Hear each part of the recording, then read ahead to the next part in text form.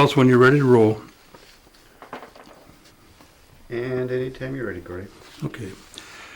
Right now we're going to start out with the genealogy part of our project.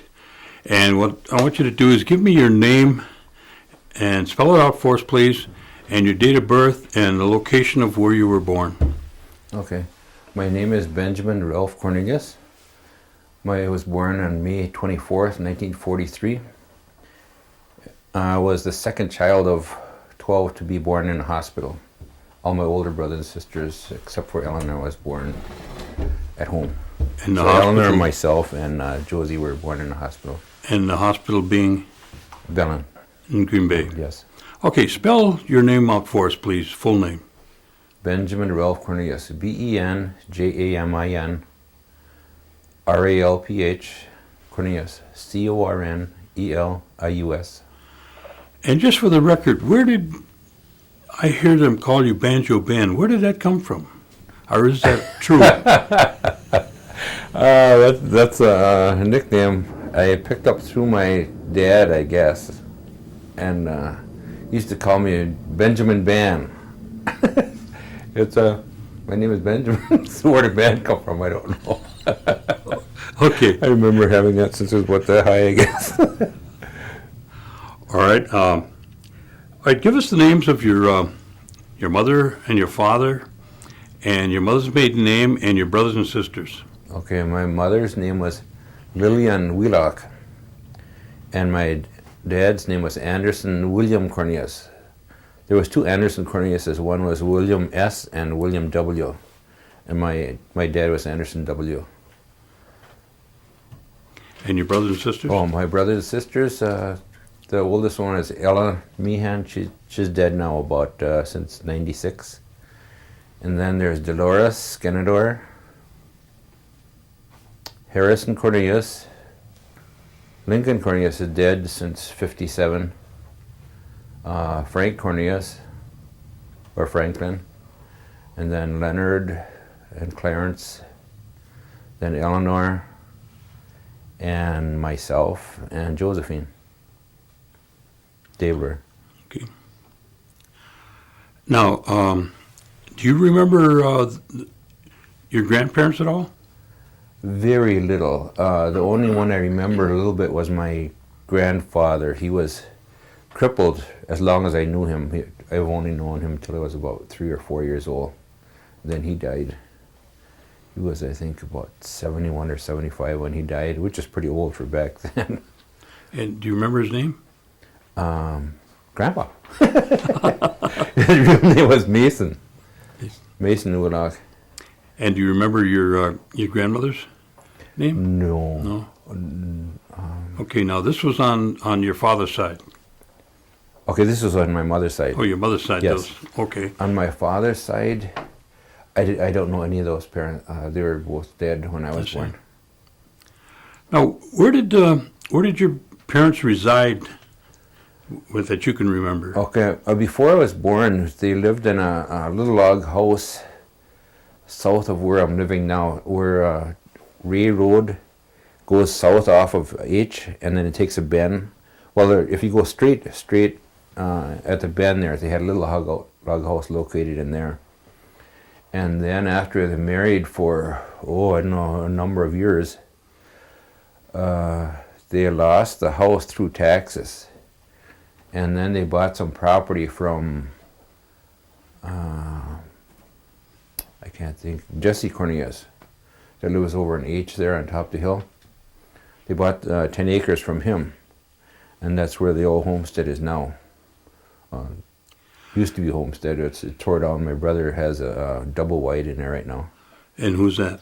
Harrison. Harrison. And how big was the homestead? Oh, it was small. It was a 2-room house, a 2-story, and I'd venture to say it must have been about 26 or 28 foot by maybe 30 foot. And how much property was there? There was 10 acres with 10 that. acres? Yeah. Okay. Now, what was your dad's occupation? Well, he went to school for a mason, And that was during the time of the Depression, and when he graduated, he misplaced his certificate somewhere, so he never could get his job as a mason. So he took jobs at Larson's. It was seasonal work. I understand he worked from about March till about November sometime. And then prior to that, he worked at the Cranberry Marshes and sometimes up at Sturgeon Bay picking cherries, I guess. But things were pretty rough back then. Did he ever talk about his education? Yes, I think he went to about the 8th grade over at Carlisle, through the 8th grade. He was telling us he went, he was several years younger than Jim Thorpe, but he knew who he was, and he saw him playing a few times running and stuff. Did your father talk about any of what they referred to as the outings? That's when, during the year they'd go to school, but during the summertime, they would send them out to work. And they referred to that as to the outings. You know, they went out to work for different I don't remember farmers hearing or anything of that. Okay. And did your father speak Oneida? Oh yes, that's all my mother and father both talked when they were talking to one another. They knew how to talk English, but my mother's English was kind of limited. So when they talked to one another, they talked Oneida, and when they talked to us kids, they talked English to us because they wanted us to learn English, because that's... Okay. They didn't want us to have to suffer like they did when they went to school. Did they tell you stories about what would happen if they spoke Oneida? Yeah, they were punished either physically or made to stay in for recess and stuff like that. But they had, I guess they got lickings or strapping, whatever, if they were caught talking Oneida. Okay. Now then, I assume that your mother went away to school too then. No. When she was young, there was no schools around here. But the people in the neighborhood had some meetings, and they were requesting to have a school in the area. So they did put up a school on the grounds now where the Oneida Methodist Cemetery is located. They started a school there. So that's where she went to school for, I think, about 4 years, something like that. But she was pretty old when she started. I think she said she was about 10 or 12 years old. And but school wasn't stressed very much back then. It was take it or leave it, I guess. If they went to school, most of the kids went over to one of those boarding schools. Like I said, my dad ended up in Carlisle, but that was a year-round thing. And it was pretty hard. And I was just listening to some tapes that we had made with my mother when she was living. And they said the food wasn't very good over there, and it wasn't very much. You never were full. And one of my uncles, he ran away, and he came back home from Carlisle, and he was real skinny. So my grandpa looked at him and says, "Well, you're not going to have to go back anywhere." But I guess the school had contracted with some guy for these kids that would run away. They'd send this guy after, and he'd physically take and bring them back to school again. But, now, did your mother work outside the home, or did she work always in the home? always in the home until us children got quite a bit older. Then she took some jobs at Larson and Stokely's Canning Company in Appleton. And where did your parents go to church? Over to Methodist. Methodist? Yep. Methodist, okay. All right, let's talk about a little bit about what it was like at home. You were, what did you say, you were second oldest or? The second youngest. Second youngest, Second I mean, youngest. yes. And you had a pretty small house, you said. Pretty small house, right? And did you have electric lights and running water? No, oh no, not till I was about 9, 10 years old, something like that. Then we got electricity. Well, with electricity, shortly after that, we got running water too. Where did you get your water from? We had a hand-dug well that my dad had dug with the old pump on it. Mm-hmm. It was just straight close by, and go out and pump the water. And Now, when you were growing up, if the rest of them were ahead of you, had most of them begin to move out and live on their yes, as long as I was living, none of the brothers and sisters have all lived in a house at the same time, because the older ones were moving out as the younger ones were coming up. Mm-hmm. So the first time all of us were together was when my brother Lincoln died. He was 27. That's the first time all the brothers and sisters were together at one time. Otherwise, they were in Seattle or in service, stationed out of state somewhere. What kind of heat did you have in the house? Wood, or sometimes coal. A lot of coal. And whose responsibility was to collect the wood? Well, pretty much me, I guess. When I got old enough, I'd actually go out and do some of the splitting too. But I don't remember where we were getting the wood from. All I remember is this big stump splitting and stuff. But I remember we used to get the coal over to Series Coal Company. And sometimes over in De Pere, I don't remember the name of that now. It was down by the river somewhere. We'd go down there with the car and get several hundred bags, 100-pound gunny sacks of coal. And what type of transportation did you have? Did you? Well, when I was living, we had an old Chevrolet. I couldn't tell you the year. I think it's about a 36 something, old square box type thing.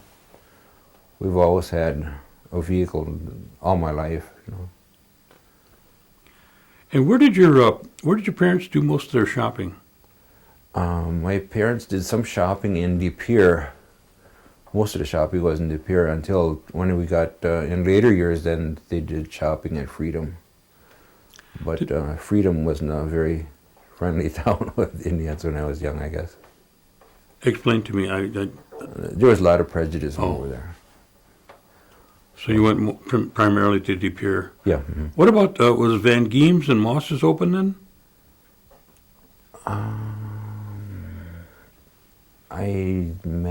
They must have been open. They've been there as long as I can remember. Mm-hmm. But you just had a lot bigger selection in De Pere. And the prices, I guess, were a little bit cheaper too. When you get out in the country, you pay more for everything you get. Even nowadays, it's the same thing. Yeah. What was your favorite favorite thing that your mother would make? That was one of your favorites.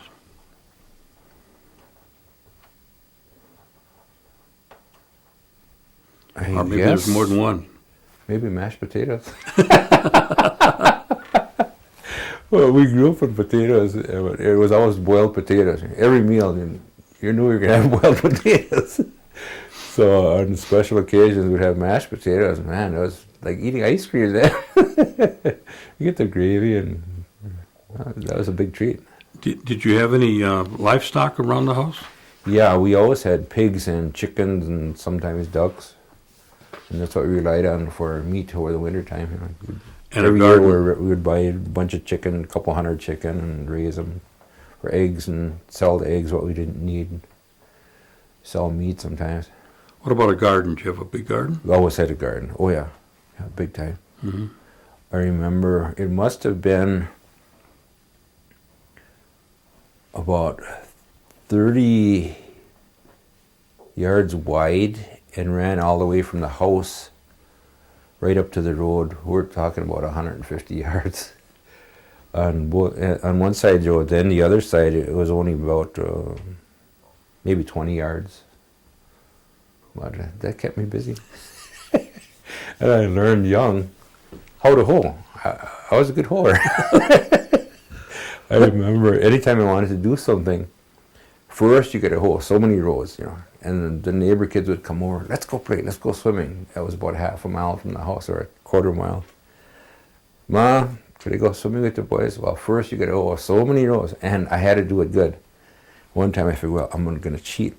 I took this hoe, and man, just hoeing up a store, and I'd hit that dirt and kind of bring it, and I would just throw this dirt. Boy, it looked like I had a good job. And so I got that, and Ma, can I go swimming? Did you get that in rows? Oh, sure. Sure, looking. Huh. It looks good. You did it pretty fast. And she checked, the dirt was hard underneath. I never did that again. I ended up doing some extra rows that day. But usually it would take me, I'd start, I imagine, around 8 in the morning and probably about 2, 3 in the afternoon for sure before I get done. But this is almost every day, it seems like. Every day. And about the time you get done, you start right over again. What would happen at home if somebody got sick or got hurt? Did you have cures that your mother would or your father would take care of? Or? Yeah, pretty much. Unless they're real bad, then we'd go over to the clinic in Seymour, Hittner Clinic. But otherwise, we had a lot of those herbs and roots, and for cuts, put that on. Who gathered those? I think they bought most of them from Lafayette Webster, the older gentleman that lived over just north of Double E on H there. They got most of the stuff from him. Did you remember what those were? Well, I remember the names. I remember number 6, and there was TB root, and let me see, I got a list here.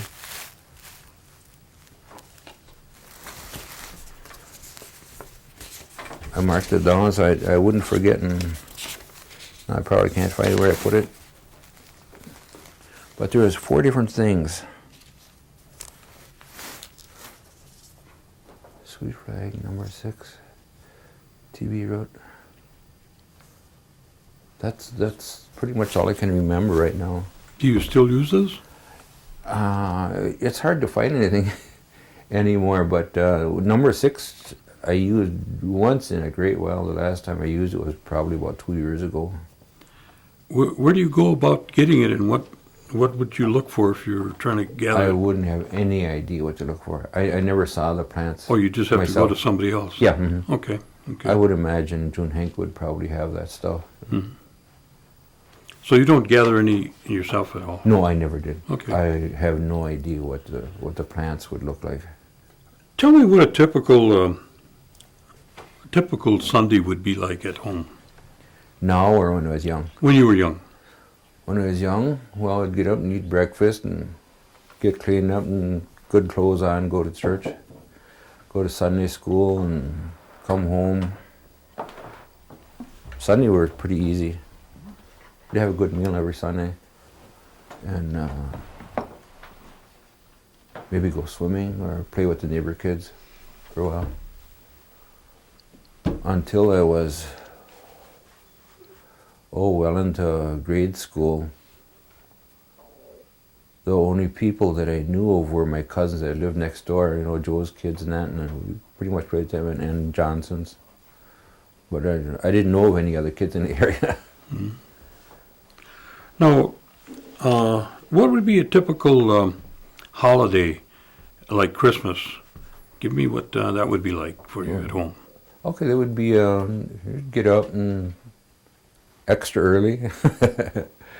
I come down, get washed up, and have a breakfast. And for Christmas, for instance, we'd open gifts, play with them, go skating maybe in the afternoon down in the creek.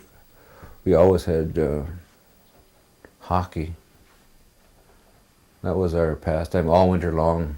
As soon as you get off the school bus when you got older, go down, maybe grab a sandwich or something, go down to the quarry and shovel off the snow, and go home and eat supper, and everybody would gather. The guys from down around by Elm Hill, they'd come up, and guys from down at this end, they'd skate on down. We'd have hockey till around midnight, almost every night, it seemed like. They were good times. I had good ankles and good wind then. Did you have any other holiday? Well, first of all, who took care of the gathering? Did you have a Christmas tree? Yeah. Mm-hmm. And whose responsibility was that? My folks. They always, or my dad was crippled most of my life, so it'd be my mother and one of my older brothers would usually go up to Freedom there and get to buy a Christmas tree and come back. Okay. What about Huyan? Well, yeah. We used to do a lot of walking. We'd go around the whole block there from home all the way to up to where the Hummel used to be. We cut down to the west and then come on back on Advent Road, I guess it is now. We wouldn't always get something at all the houses. Some of the white farmers didn't know what it was, but we were young and naive, and we thought everybody knew what Hoyan was. Go knocking on the door and, what are you doing here? Someone would give us stuff, and sometimes they wouldn't. Go on down to the next house. Did your parents ever tell you the meaning of Hoyan? No, we just thought it was. We'd go around to the neighbors and holler Hoyan. They give you donuts and stuff. I guess we just associated going around doing that with Hoyan, New Year's Day, Was there any other, I guess, Oneida practices, like, Hoyan is pretty much exclusively among the, Oneidas. Is there anything else that your family or the surrounding areas practiced that you know of or you heard of? Not that I can think of just offhand. Okay. After I leave here, probably think about a dozen of them. Nothing that I can remember. Mm-hmm. What about your parents or any of your aunts and uncles? Did you ever talk about the, the old days or different stories that, maybe about the New York claim or the movement out here from New York to Wisconsin? I remember talking about a little bit about moving on the interview that I used to do with my mother. You were talking about some of that. Oh, there was 4 of my uncles, I think it was. They came and settled out here. And when they came, everything was woods. So they took some, I guess they checked the area out and they found out where they wanted to go, and so they could, we'll build our house here. So it was pretty rough that they all got together and built one house to begin with, and there wasn't much money. So from the way I understand where the door was, they didn't have a door. They just hung a blanket down there. That's how they got by when they first came. Did your folks, any of your relation talk about, the type of leadership that they had at that time? Did you ever hear them talk about, like we have a tribal council now, business committee? They used to have chiefs way back then, and one of my great-great-grandparents, I guess, on my mother's side was one of the chiefs, the way I understand. He had a lot of say in things that were decided. I couldn't tell you his name. Oh, okay. But all I remember is hearing is he was a big man. What they meant by big, I don't know. But okay. Now, where did you? How old were you, and where did you start school? I started when I was 6 years old, I guess, over at Elm Hill. It used to be back then. It was a one-room schoolhouse, 1 through 8 grades. Approximately how many people would be going to school there? I think about 34, 38, something like that, altogether. Now, what was the ratio between Indian and white there?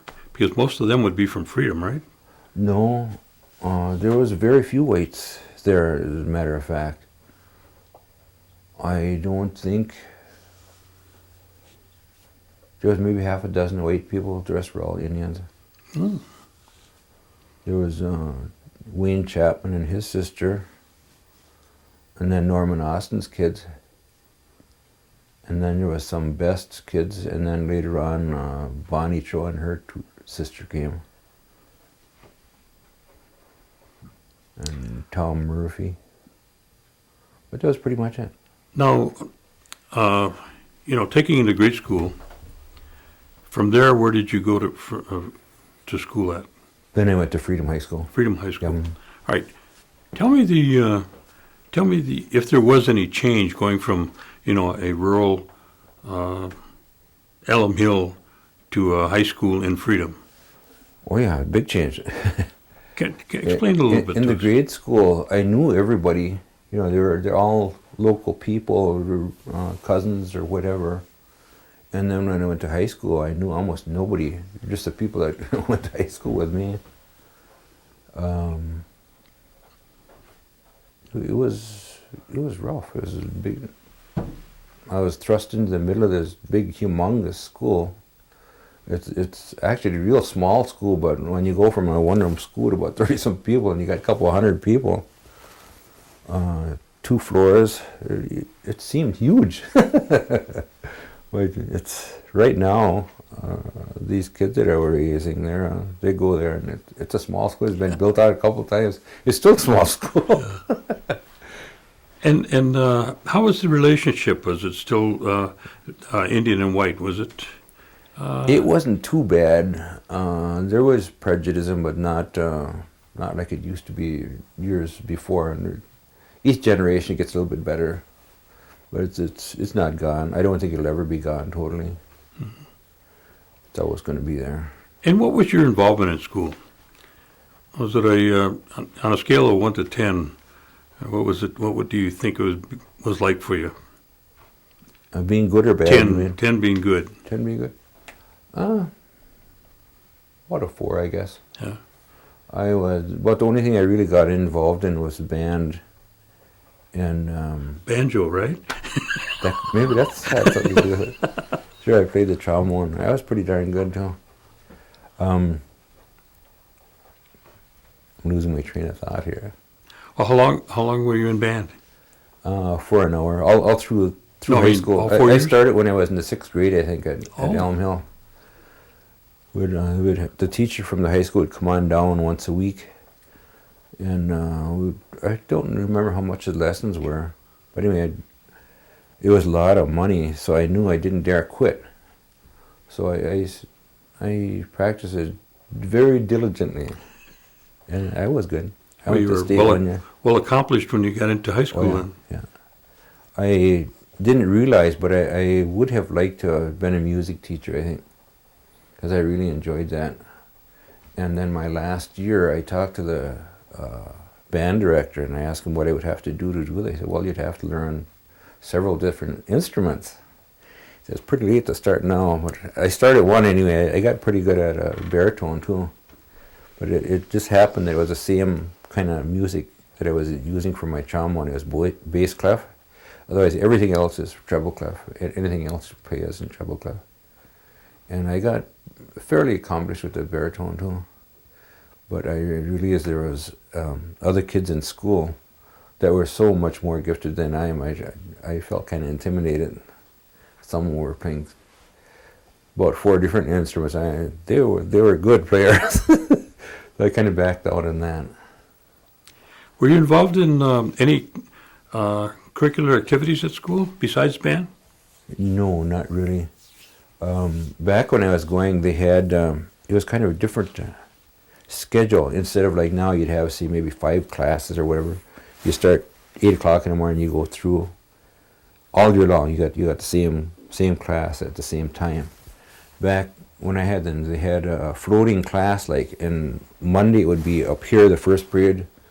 Then the next week, Tuesday would be the 2nd period, Wednesday the 3rd period, and so on. So you could actually get an extra class in a year's time. And when I started, you had to have so many points to graduate.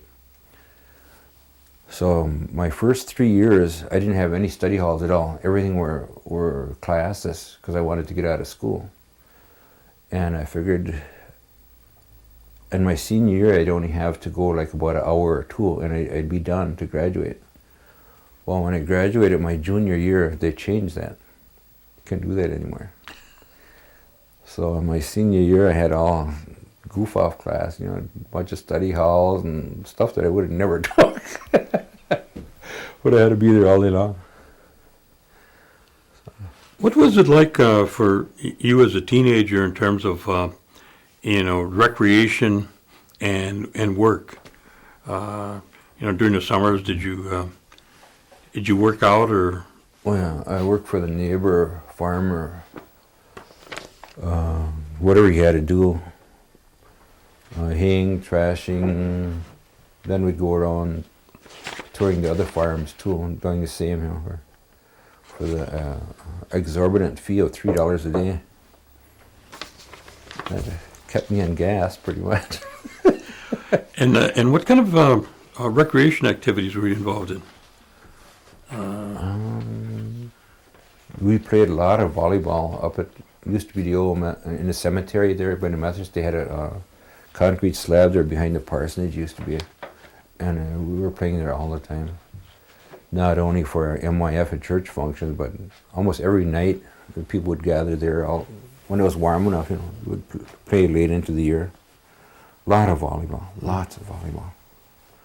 Then in the wintertime, skating, hockey. Or when you finished high school, where did you go?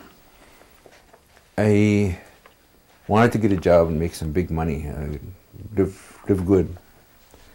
Well, jobs are pretty darn hard to come by, and I had mostly, that's all I had was seasonal jobs really, Larson's, and till I was out a year, and then I said, well, I better go get some schooling. So, and I had gotten ripped off by one of the local garages on some mechanic work. So I decided it's not going to happen again. So I wanted to take up my auto mechanics, which I did. I started over at NWTC the second semester. Back then, it was a one-year course. They didn't have two years then. So I started the second semester. And if I knew then what I found out later, I would have never started the second semester. Because they were taking basically everything you learned the whole first semester and carrying it over to the second. So here I am knowing pretty near nothing about mechanics and trying to catch up with these guys that had a whole semester in front of me. And through high school I never had the hard sciences, algebra and stuff like that. I took 1 year algebra, but calculators weren't invented yet. The nearest thing to a calculator was a slide rule. You must know what those are about. And I didn't learn that in high school either until I got in vocational school. And then for math and that, you had to know the slide rule. So the whole first semester he was teaching these students, auto mechanic students, how to read the slide rule. The big deal was pointing off, you know, to the left or to the right, whatever. And so the teacher said, well, because you're starting in, and it took us a semester to teach these boys how to do it, as long as I would come up with the right numbers, the decimal point didn't make any difference.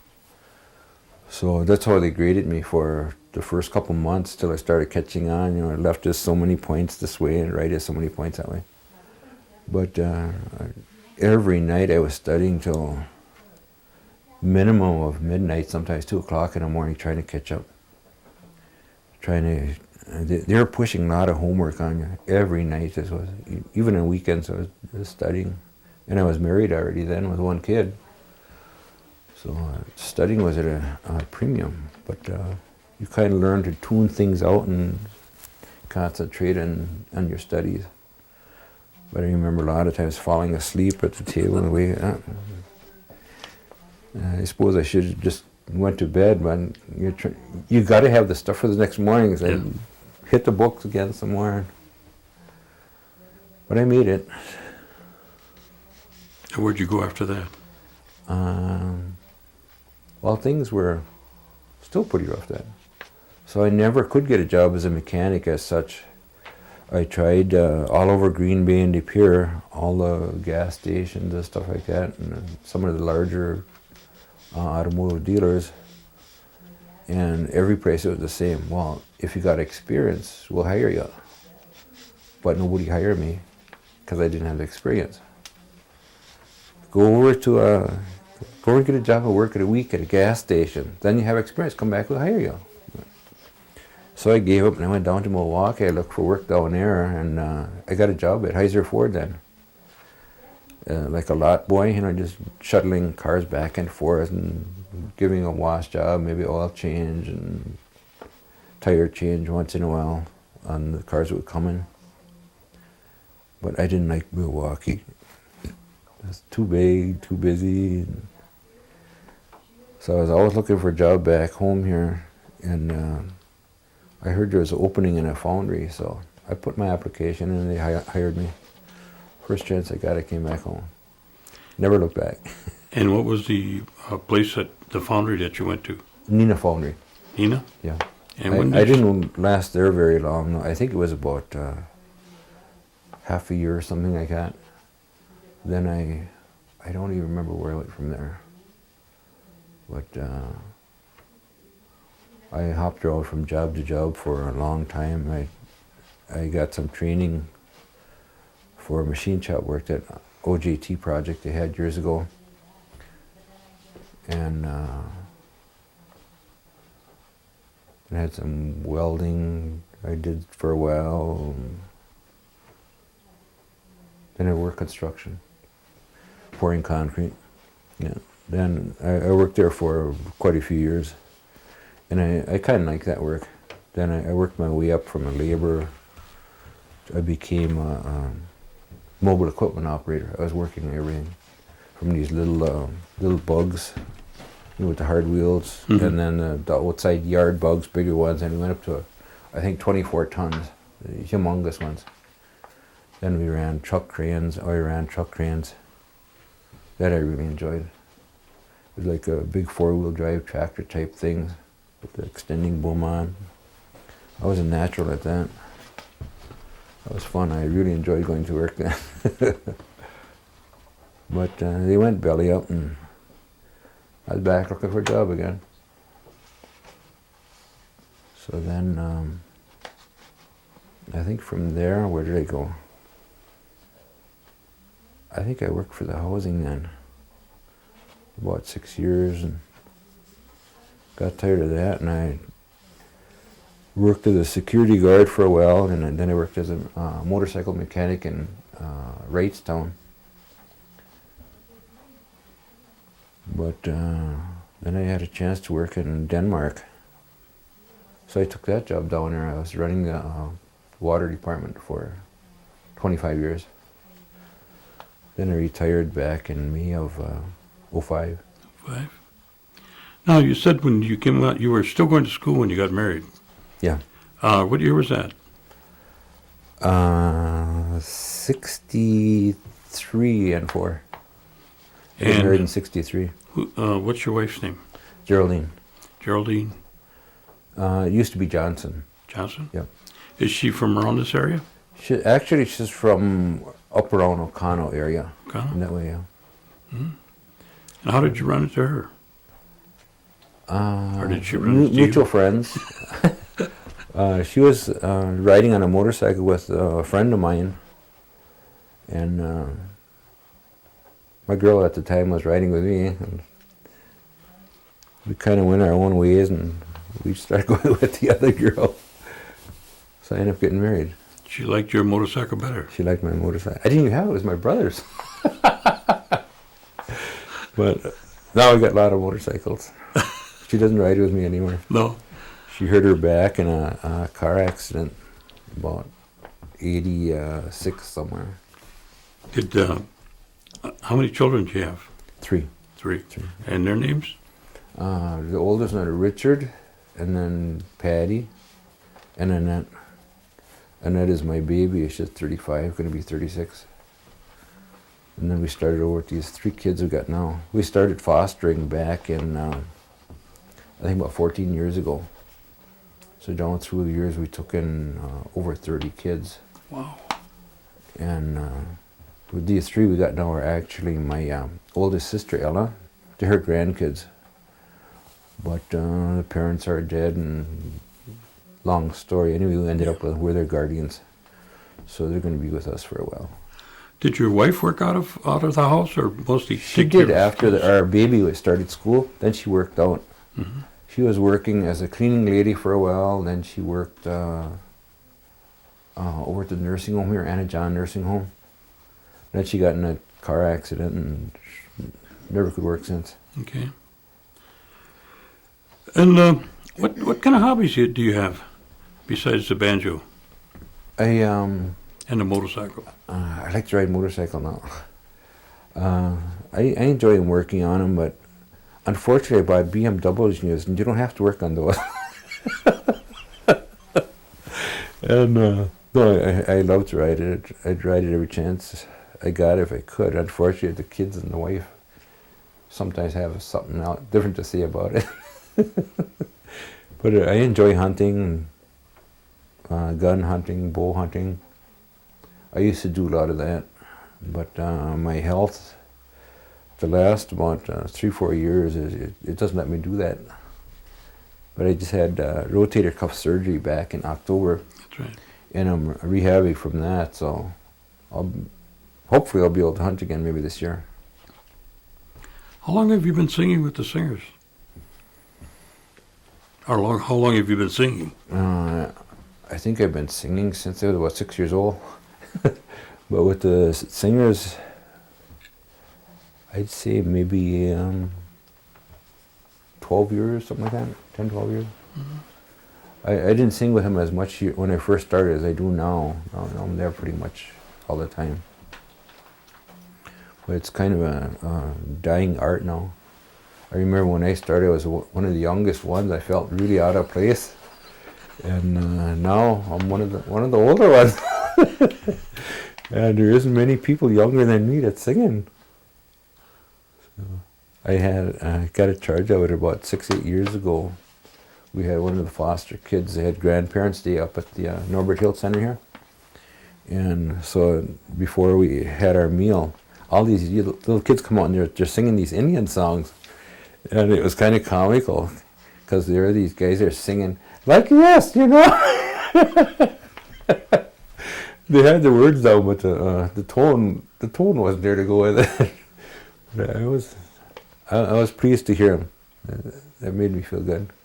Well, all your brothers sing except Clarence, huh? Yeah. Or does Clarence sing? No, he doesn't. Not at all. He can't read the words. Oh. But sometimes when we're together, he'll help us out a little bit, but I think he fakes it a lot.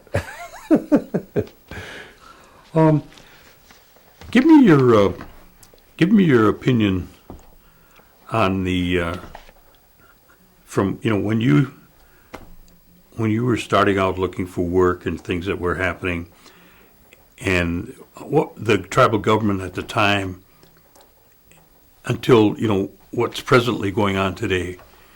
What do you see that's happened, and what are your opinions about it?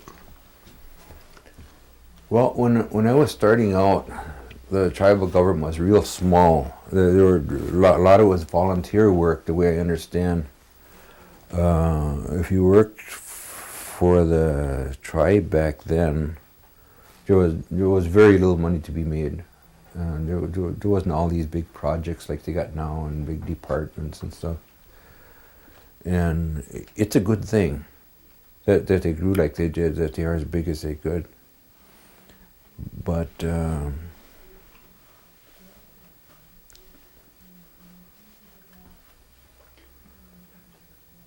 I'd like to see more jobs around here. Because when I was young, if you wanted a job, basically you had to leave the area and probably leave the state to get a decent paying job. And now all these people that left, went out of state or wherever, they're coming back and they're getting these good jobs. And I'd like to get a job now that I'm retired.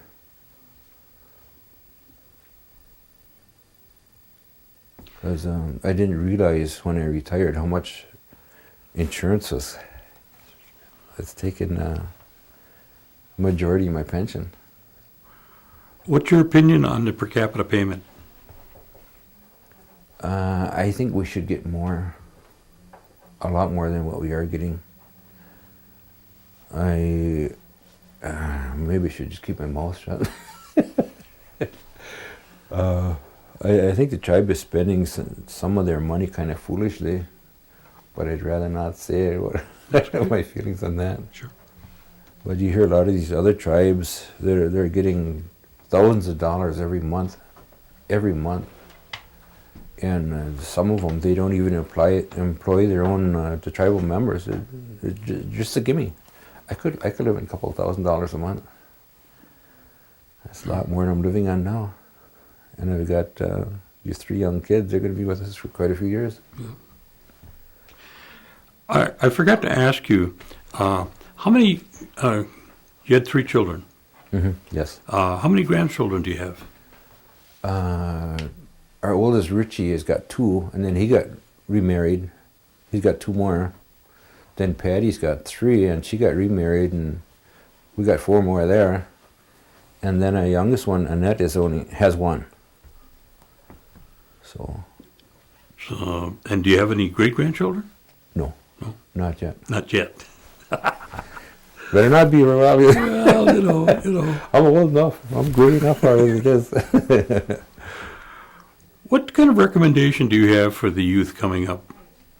That, from all of your experiences that you've seen and the things that would help them prepare for their future, what would you recommend? Get a good education. Get good grades. Take some kind of extended schooling, extended training. Specialize in something. Do good at whatever you do. Even if you hate the job, do your best. Try and make a good impression on your bosses or whoever you're working for. That goes a long ways. Okay. Now, you got some pictures that you wanted to show us. Oh, yeah. You want to do that? Let's stop tape. We'll stop that a second. Okay, go ahead and tell us about this photo. Okay, this is a picture of my mother. And let me see again. I think it's Dolores and Ella May, my 2 oldest sisters. Yeah. That's on the original homestead that I had talked earlier about, that log house that sits south of Ray Road there. They were pretty young back then. I imagine it must be about close to 80 years ago now. Okay. That house. Okay. Okay, this is a picture taken in 1952 at my sister's house. It's a picture of my mother when she was 49 years old, and Eleanor, my sister, was 13. The skinny little guy in there is me. I was 9 then, and my youngest sister Josie, and my nephew Ron was 1 year old at that time. His dead now about 6 years, I think. Died pretty young. Cancer. Okay. Okay. Go ahead. Okay, this is a picture of my oldest sister Ella. She's dead now, but that's her two of her younger children. The girl on the right is Patty. She's been dead about 6 years, and Michael, he's about 5 years old there, I think. They're all from Seattle area, Seattle, Washington. Okay. Okay. Okay, this is a picture of my oldest sister Ella. We saw her before, but this is taken about 15 years ago, and my sister Dolores. She lives right across the road from the Methodist Church. My sister Ella was out from Seattle then, and in the background is a picture of her son's boat. I think he was just coming back from Germany then. He was a retired Army guy. He just got discharged. He was coming back across, and he stopped over to visit.